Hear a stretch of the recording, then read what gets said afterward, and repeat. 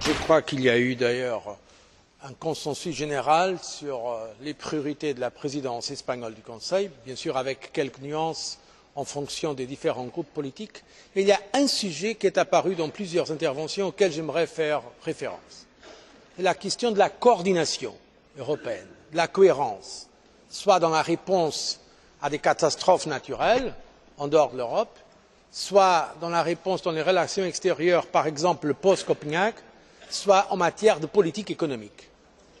Et là, je crois que nous avons une solution. La solution, c'est appliquer le traité de Lisbonne. Il ne faut pas inventer beaucoup.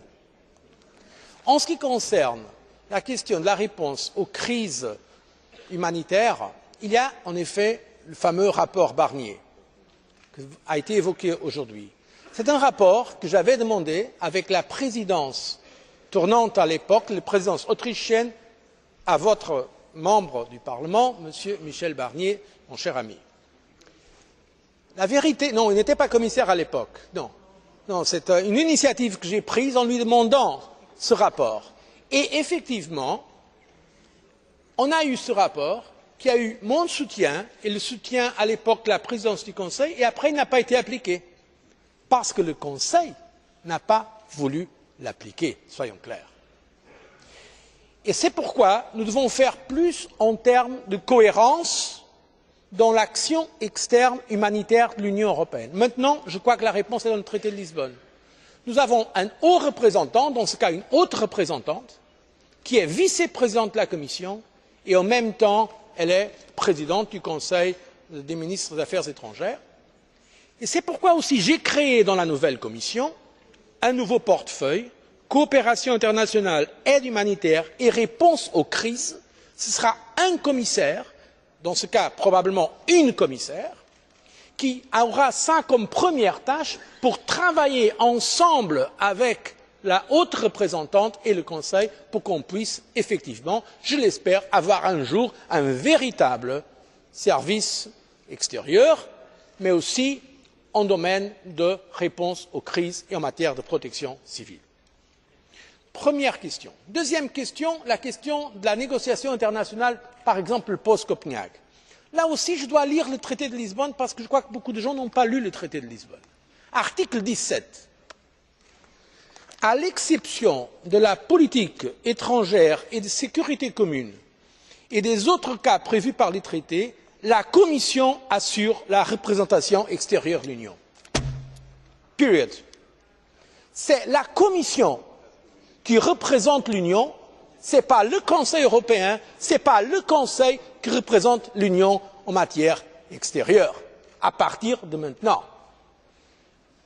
Il y aura sans doute des chefs d'État et de gouvernement qui représentent leur pays, mais qui représente l'Union en matière extérieure, sauf pour la PESC, c'est la Commission. C'est pourquoi j'ai créé un portefeuille, l'agenda climatique, et donc j'espère que le commissaire, dans ce cas une commissaire, dans l'avenir, aura tout le soutien pour représenter l'Union dans les négociations post Copenhague. Soyons clairs aussi là-dessus. La troisième question, c'est la politique économique. Là encore, il faut lire le traité de Lisbonne. Il y a des gens qui pensent que la politique économique est une question purement nationale. Ce n'est pas vrai. Article 120. Les États membres considèrent leur politique économique comme une question d'intérêt commun et les coordonnent au sein du Conseil. Article 121, numéro 2. Le Conseil, sur recommandation de la Commission, élabore un projet pour les grandes orientations des politiques économiques des États membres de l'Union et en fait rapport au Conseil européen. Et après, il faut lire tout l'article, afin d'assurer une coordination plus étroite des politiques économiques et une convergence soutenue des performances économiques des États membres, le Conseil, sur la base de rapports présentés par la Commission, surveille l'évolution économique dans chacun des États membres et dans l'Union. Donc il y a une surveillance collective. Plus que ça, et ça c'est nouveau dans le traité de Lisbonne, la Commission peut maintenant faire des recommandations concrètes, notamment, et je vais lire, lorsqu'il est constaté que les politiques d'un certain État membre ne sont pas conformes aux grandes orientations ou qu'elles risquent de compromettre le bon fonctionnement de l'Union économique et monétaire, la Commission peut adresser un avertissement à l'État membre concerné. Et après, le Conseil, sur recommandation de la Commission, peut adresser les recommandations nécessaires à cet État.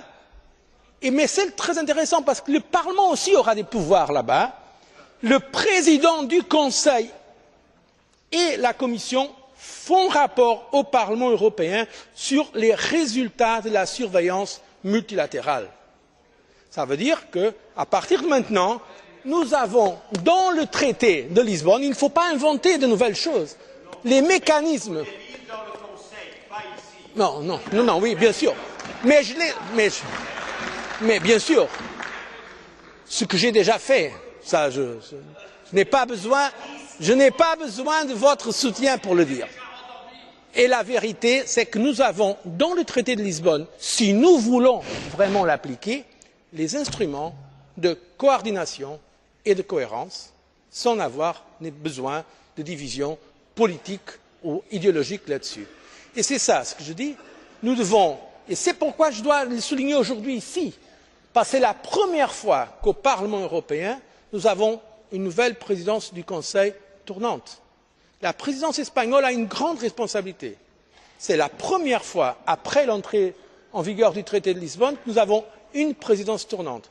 Et comme l'a dit le président Zapatero, et je lui fais absolument confiance, à cause de son engagement pro-européen, je crois que nous avons la responsabilité d'appliquer le traité dans sa lettre et dans son esprit. Et c'est très clair, la lettre et l'esprit du traité de Lisbonne. Une Europe plus forte. Une Europe plus forte, pas pour les institutions, mais pour que les institutions puissent mieux servir les intérêts concrets de nos citoyens. Merci.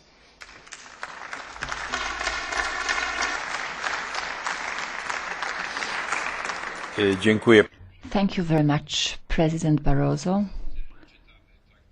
We are all reading the Lisbon Treaty and we know that not everything is prescribed there, so that's why it's very important for us to interpret what has been enshrined in the treaty so that we could plan our actions in the European Union for years ahead.